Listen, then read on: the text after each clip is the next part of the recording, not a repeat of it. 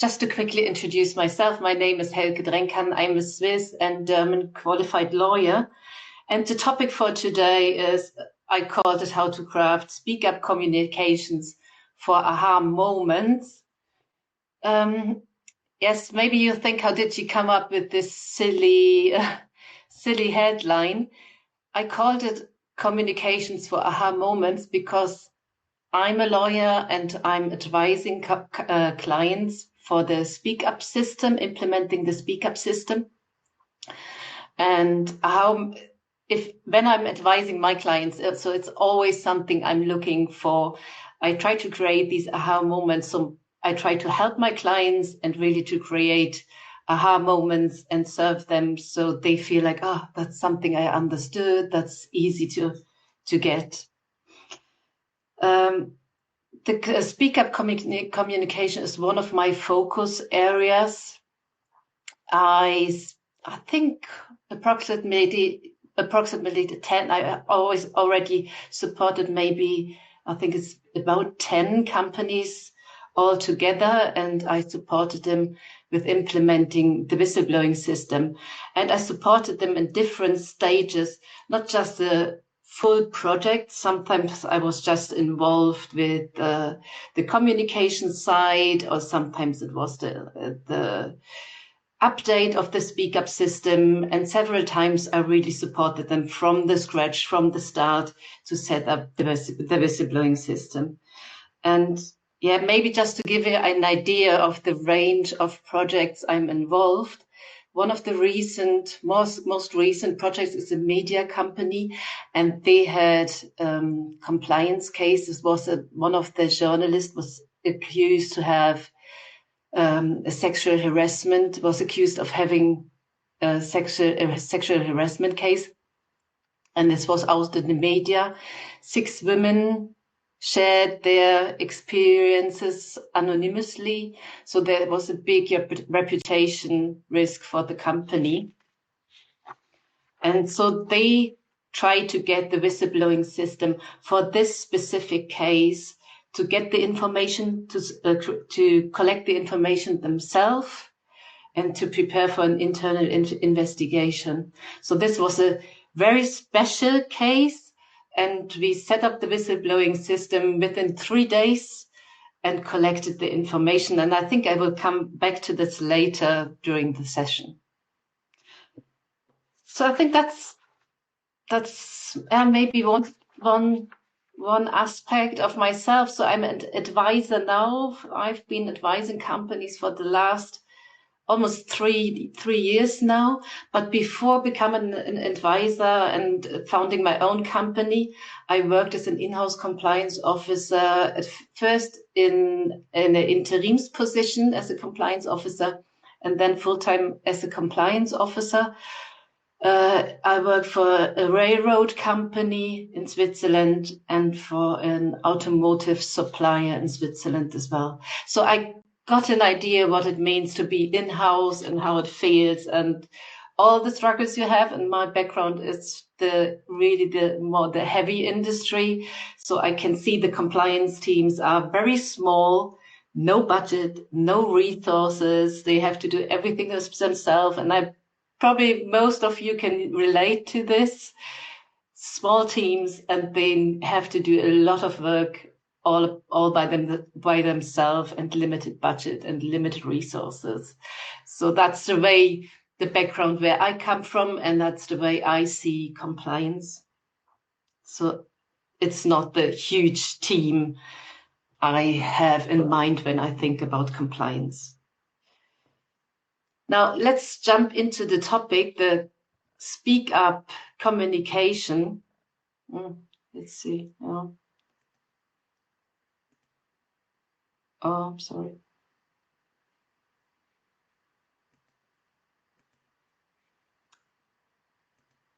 Just a moment. Now it's gone. The whistleblowing system, and I think you are all familiar with the whistleblowing system. Just to wrap this up, and probably most of you know this, the whistleblowing system, the project, is much more than just a hotline.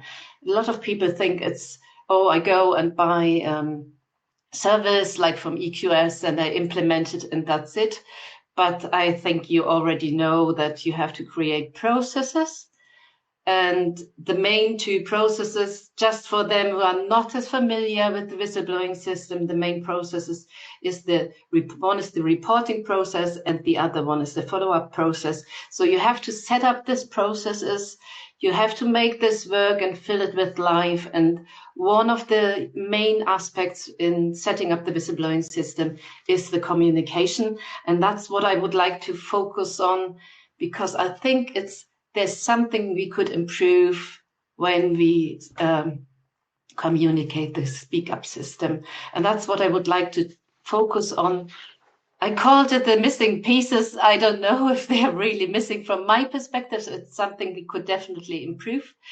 And I just want to share my experiences and maybe some stories where I think maybe you could, it's like food for thought. Maybe you could take it and develop some more ideas and just have a think about these aspects. I think they're still missing. And I think that might be a way how you can create aha moments. And I tell you in a minute why I call them aha moments. Sorry, I just have to go back to see my screen.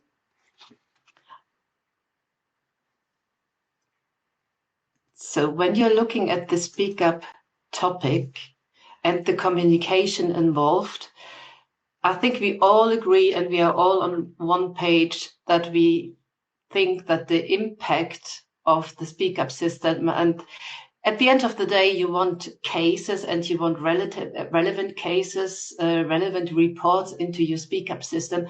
And I think we all agree that the main focus area or the base, the floor for the impact and the effectiveness of your speak up system is the trust. And I just looked at these two quotes, and if you see this, it's that the main base for trust is that trust and commitment do not just happen, they are forged and maintained through effective communication. That was an article in the International Journal of Business and Management. And another one is it was a book I read. It's We Trust People Who Give Us the Impression that they understand us and take us seriously. So the way trust is created by communication, and people need the feeling that you understand them and you take them seriously. And looking at the whistleblowing project, and I just take the project phase, I created 5 phases through the project. I call them plan, implement, rollout, operate, and monitor, because when I started first at the industry company as an interims compliance officer, one of my first projects was setting up the whistleblowing system together with the general counsel. And this was, I think it was like 6 or 7 years ago. And it's like a long time ago, and it was not very professional. At this stage, we didn't get so much support from the supplier, and we had to figure out all these bits and pieces throughout the project. So we felt like here's a piece and there's a piece, and then there was some data privacy issue turning up, and then we had to register here and to register there. It was a huge project, and the next step then for me was the next company. I try to make a plan and a framework to make it easier and not just feel like, oh, it's coming all at once and it feels like it just happens and we are always too late and we are always behind, and then we have to figure out the next step. So this framework I set up, it's plan, implement, rollout, operate, and monitor. These are the 5 steps. And because our focus now is the communication, I highlighted the phases where I think the communication is most relevant. I think it's the planning phase. It already starts in the planning phase, the communication. Naturally, the rollout, when you have everything in place, you planned it, you implemented all the various steps. And then the rollout will be your training, your posters, your communication measures. So naturally, the rollout is the main focus area, but I think the communication itself already starts with the planning. And if you look at the planning and of course the operating phase as well, then you have to repeat your communication measures. It's not done in one day. You have to repeat it over time. So if you look at the planning phase and the people who are involved, I usually advise my clients, and I just want to highlight this very quickly because I will focus on the rollout phase, but maybe just to give you some impressions from the project phase. I think the first step is you talk to the top management. And you need the approval, you need the consent, they have to speak resources and budgets for the project.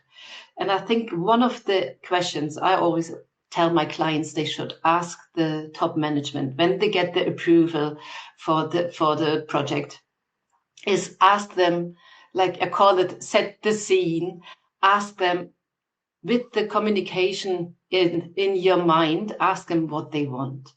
What is the aim, the overall aim of the project? Do they just want to be in line, just want to be compliant? Do they want to be average in the middle, or is it really they want to be best in class? I think if you have an idea what the top management wants, it gives you an idea where you will of the direction where you want to go to. You know, if it's best in class, you can do everything you want in your communication. If it's just being compliant, you know, you have to keep the communication limited. And sometimes I see compliance officers are frustrated if they hear like, oh, we just want to be best, we just want to be compliant. But I think you shouldn't, because it's not done in one day. You do take it stepwise, and that's your first step. And then you can top up next year and the year after. So it's just take it stepwise. So I think in the planning phase, for me, that's very important, looking at the communication. The top management set the scene. Who else is involved? The project team is involved as well. Let me just go on. The top management set the scene. The project team needs to be involved. And usually, especially, and I saw that you are from all over the world. If you work in an international company, you have subsidiaries maybe all over the world.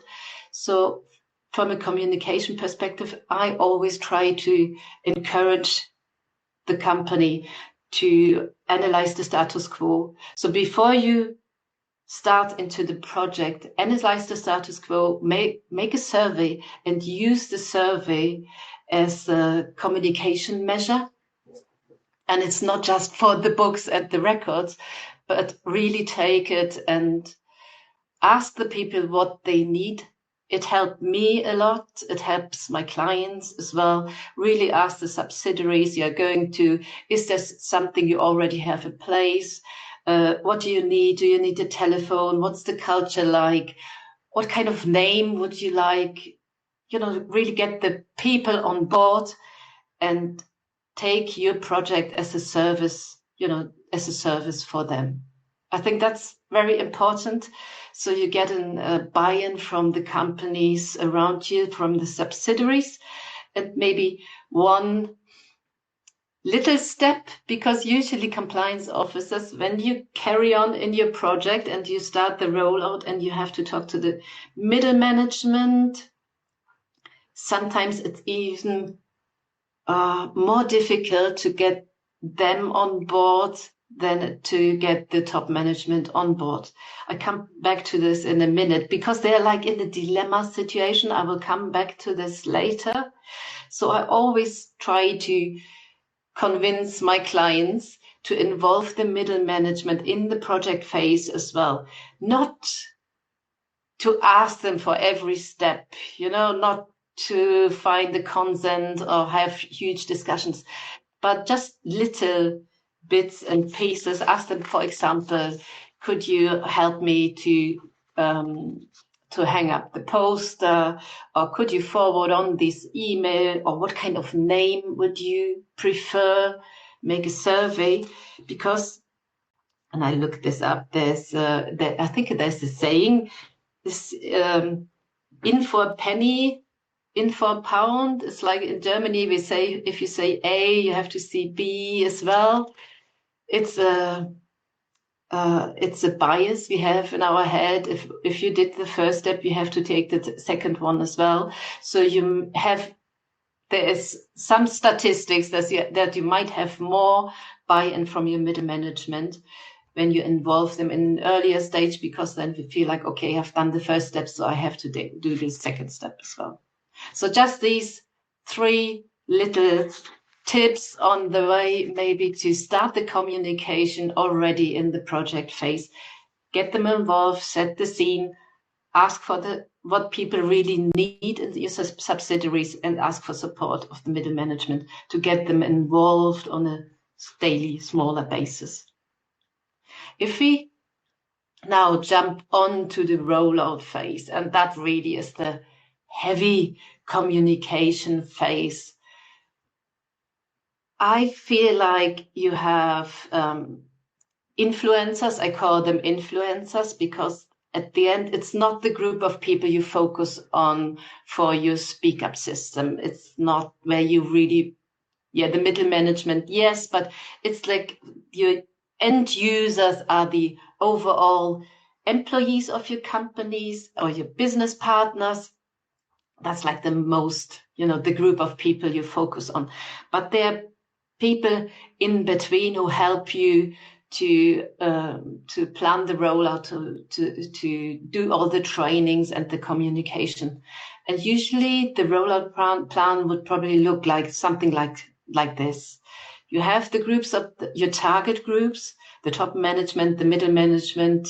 I just named a few: legal and compliance, HR and works council. You need the approval of the works council, especially in Germany or Austria. Case manager, they do investigate the reports at the end. There's a specific group. Then you have your employees and your business partners as the target group. You are really the group you are heading for. I call them like something like your influencers. I think they help you in the rollout, and then you look at how can you communicate your topic. What do they need to know? The top management, for example, is the role model. Legal and compliance will probably need to answer questions. They are the trainer. The middle management maybe works as trained within a trainer concept. So you train the middle management, they will train their team. So that's like the focus you have when you look at the rollout is who's the target group, what do they need to know, and how do they get the information? And then you have people in between, your influencers and your end users as the final group.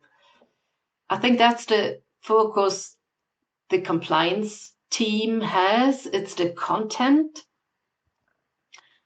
And if we come back to what I mentioned earlier, the trust, and we all agree that the trust is the base for really getting relevant information and relevant reports. If we look at the rollout, our main focus is on the content. So I think there's a piece missing. How do we create trust? Not just with the content. And I looked this up in a leadership article. It was published in the Harvard Business Review, and it's how leaders can create trust with their communication. And here you see they created a trust triangle, and it's called, one piece is called logic, authenticity, and empathy. Logic means that's our content. That's your reasoning, your judgments are sound. Can I follow you? Can I understand you? That's the content we create. And that's one big piece in the triangle. But that's not the only piece to create trust. You can see there are two more. It's authenticity, authenticity. I experience the real you that's behind this. I call it's behind the scene. Who is the person behind? And usually in the speak up culture, we always focus on the top management, and the middle management is very important as well. You usually have a CEO message or something contained in your communication, but there is less information about the compliance officer. And I just want to tell you, maybe it's a kind of embarrassing story, but when I supported the company right at the beginning, it was the first company I supported with the compliance, with the speak up system. We needed this consent of the German Works Council. I had no experience. I had no idea what this meant, and I didn't have any idea of the culture and how important it was. So we were in the middle of the project. We got all these pieces together, and I felt like it was so much work. It was so much to do. So many bits and pieces flew in. So when we reached the point that we needed the Works Council, the consent, I was like, okay, that's done. I was really looking forward to it because the Works Council, I always thought we had to convince everybody on the way. Even the company had a huge compliance case. It was still like, do we really need this? It's expensive. Do we have to? And we felt like we had to push it and to push it and to push it. So we were really looking forward to the Works Council because we thought it's something good for the company. It's something good for the employees. So we thought, it was kind of naive. We thought they will like it. Yeah. So we left the topic to HR, and HR was in the position because they worked with the Works Council every day. So we left it with HR, and it was a week later or so. The HR came back and said, look, the Works Council rejected the project. They don't want a whistleblowing system. And I was so frustrated. I thought that's unbelievable. I couldn't believe it. And because I was so frustrated in the evening, and that's kind of embarrassing, I pictured the Works Council's president in Germany, and I felt like he's probably an elderly man. I've never met him. He's probably an elderly man. He probably doesn't like email, and maybe the headquarter just turns up if they want something and he doesn't get enough appreciation for his work. So that was what was on my mind. I have no idea if that was true. So I printed off the material. There was special material on compliance and whistleblowing for Works Council, written by their associations. I printed it off. I headlined it with the text marker like this. And I sent a personal letter to the president of the Works Council. You laugh your head off, but I thought I was so frustrated. I just had to write it down. So I wrote, I'm so disappointed. We put so much effort into the project, and I don't really understand the Works Council. Why didn't they support us? It's good for the company. So I shared my emotions, and that I was really disappointed, and I thought we would do the next step, go to the next level with compliance and with the company, because they had this huge case, and it happened in Germany. So Germany was a very important company. I felt like it's not worth the whistleblowing system if Germany is not included. Yes, so I shared this information. I sent him a letter in the evening, and it ended up that I totally forgot about my letter. And I think it was probably 2 weeks later or something, the general counsel, I didn't even tell her that I sent this letter because I was so embarrassed. And at the end, 2 weeks later, she turned up and she said, you won't believe it, the Works Council approved our speak up system. And I didn't connect it to my letter because I totally forgot about the letter. And later on, I told her that I sent the letter, and she said that she thinks it was because of the letter. And that's where I see authenticity coming in, because when I think about this Works Council, I don't believe he changed his mind. No, I really, to be honest, I don't think he changed his mind. They didn't like the whistleblowing system, and now I learned most of the Works Councils don't really like whistleblowing systems for various reasons, traditional history, whatever. But I think because I put so much emotions into it, I could see it. I didn't talk to him, but I would think that he thought, okay, I still don't like the system, but if these ladies are trying their best and I can feel that they are really trying to do the next step and they want to, make a move, I will support them. I think he probably saw us, and I think that overweighed his fear or, that he didn't like the system. So I think it was something personal that made the Works Council at this point move. And this is, for me, this is authenticity. It's not just the top management, it's behind the scenes. People want to see the people behind. And this came back in other aspects as well. And the third one is empathy. People want to know that you are talking about them. I believe you care about me and my success. They don't want to, to be honest, I think compliance is very important, and it's important for us. It's important for the company. But from the people's perspective, I think people always ask, what's in for me?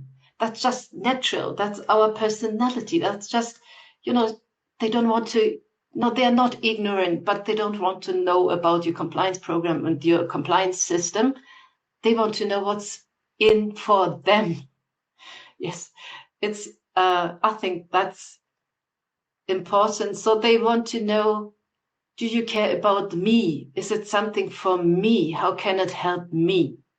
And not about the compliance system. So I try to reshape the triangle for the compliance, for the speak up communication. I think what's important is, one point is the clear information, our content. What I learned in my experience in setting up the project is it's as much important to make it personal. And I think this is lacking. I think there's some effort to get the top management involved, the tone at the top, to explain their point of view. But I think it is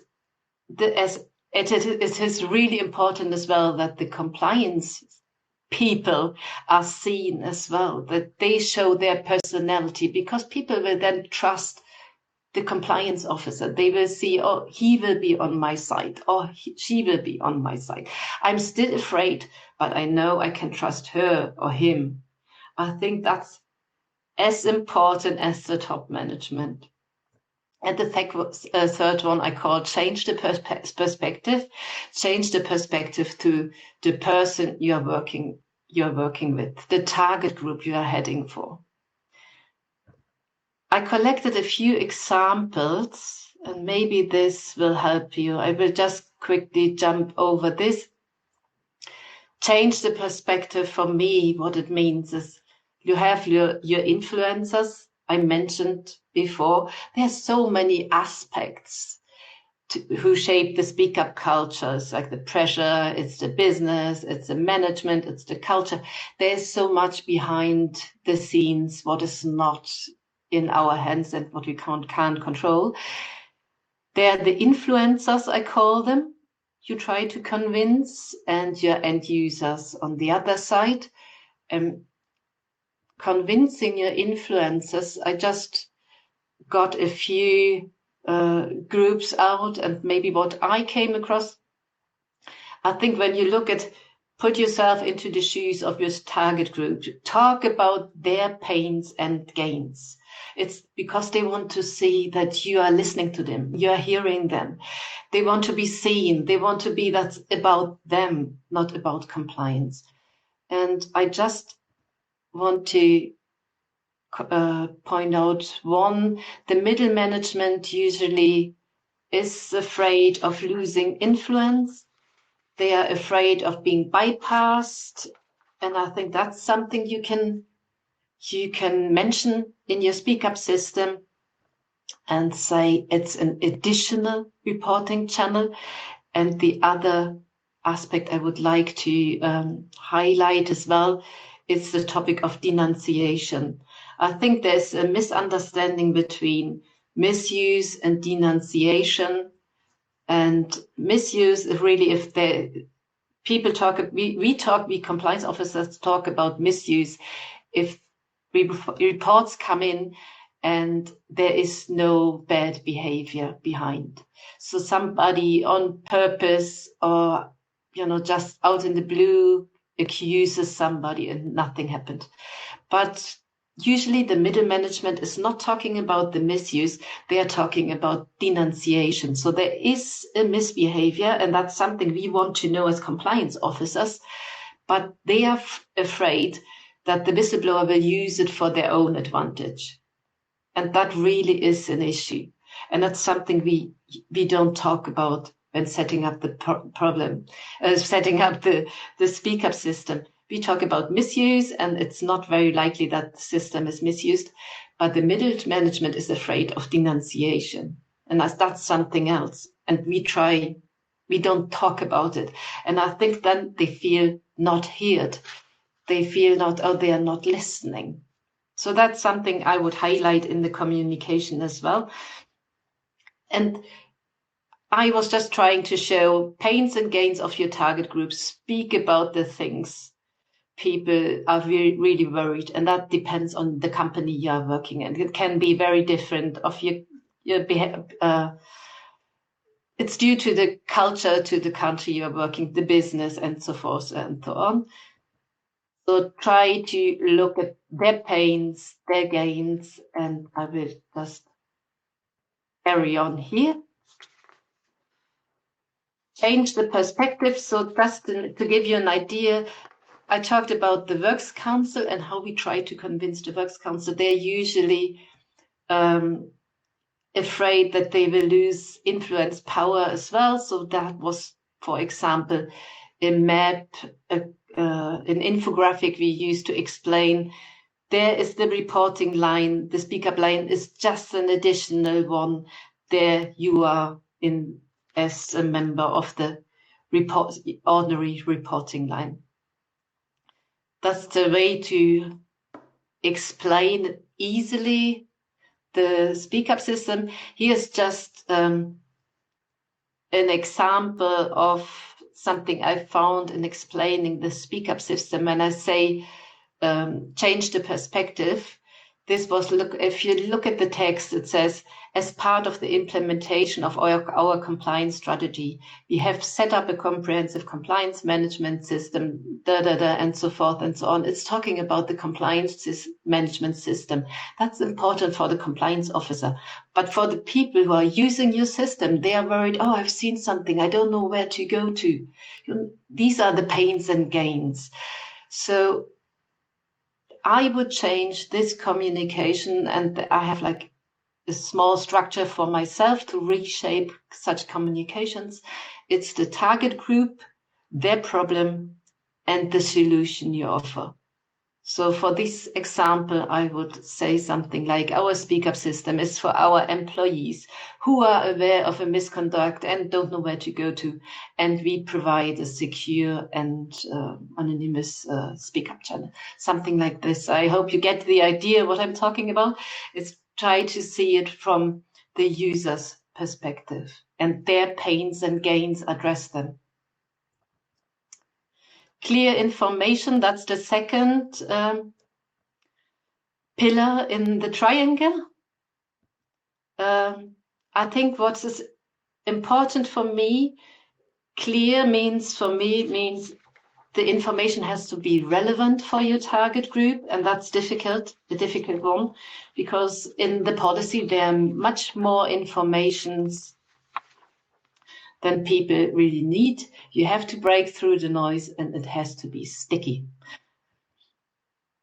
That was just to give you an idea. That was just to reshape a policy. Usually that's not possible because you have restrictions on your policy and what you want to do. And I personally, to break through the noise, to make it sticky, I use visualizations quite a lot. I look at the time, I think we have to quickly jump over this. It's the science behind visualizations, that our brain is built for visuals. It's much more easier for our brain to keep it in mind. Here's the explanation why it is. That's an example we made. It's not the speak up system, but it was to explain what is allowed, what can you give to a government official. And our brain likes thinking in black and white. That's a structure we have in our thinking to structure complex informations. We think in black and white, and this was a way to more easily explain the informations. Posters, you all know posters. And I just quickly want to show you visuals we use for explaining the speak up system. This, for example, and maybe that's probably something you can do yourself. If you use Canva, for example, you could set up an infographic like this. It's much more easier. You can use the infographic for face-to-face trainings, and that's what I wanted to show you. If you use it for face-to-face trainings in the PowerPoint, you can insert Zoom. And if you press this one, you can zoom into the infographic. It's much more engaging. You have a map, and you can then show in detail to the people what are you talking about? Oh, we are talking about third parties and employees, and you can jump into it. I think it makes it easier for people to understand. Now it's the third one.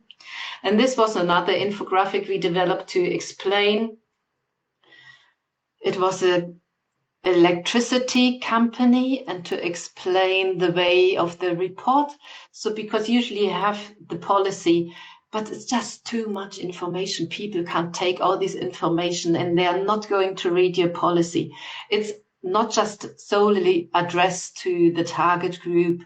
It's the speaker policy is like a framework. There's too much information. They would have to filter the policy and dig out the information for them. So the infographic provides just a quick overview, and people get the feeling of, oh, I understand. And secondly, I think you transport that you care about the people. You really want them to understand. You want them to want to show them how it works and where they are in the phase of reporting something. So that was a PowerPoint we used. And, you know, to insert a fun fact, you can press this and then it moves. Personal, I think it's the third pillar. Just to explain, I think the example explained it in the most recent case I had, like where we set up the whistleblowing system for this special sexual harassment case. There was a lot of pressure. People said, look, we didn't, we looked for special, we looked for the reports, for certain kind of reports, and we didn't really get the information we were looking for. And I went back to the HR person who sent out the emails with the link, and I was asking, who did you send it to? Did this group of people receive the link? And he said yes, but he said people are complaining that the link is just not personal enough. They want to talk to somebody. So the personal, we want to see the person behind, we want to talk to somebody. It really was an issue. And then I collected emails from a certain group of people. I sent it once more. They already received the email with the link, with the same text. But I rewrote it. I sent another email just to remind them from my personal email address, just with the link, no more information. And it made such a huge difference just these small personal add-on. So make it personal, show yourself, and I think the compliance function is as important as the top management. People need to see the people who are supporting them, who are with them.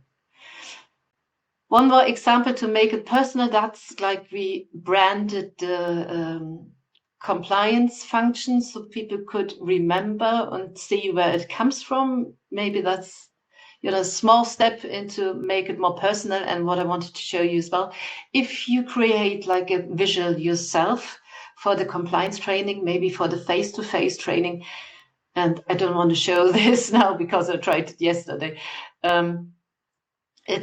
You can video record in PowerPoint yourself. You can explain the way of the report. It just makes it more personal. People can see you and talk, and then later talk to you.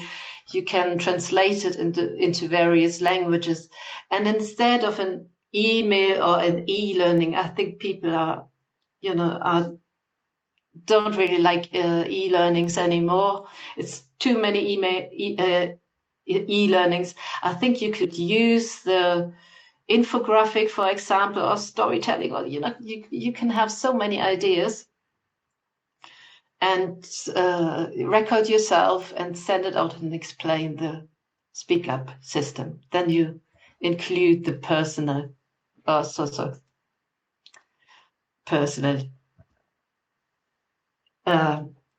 personal touch. So to wrap this up, and I thank you very much for your attention, and I hope you could take something with you.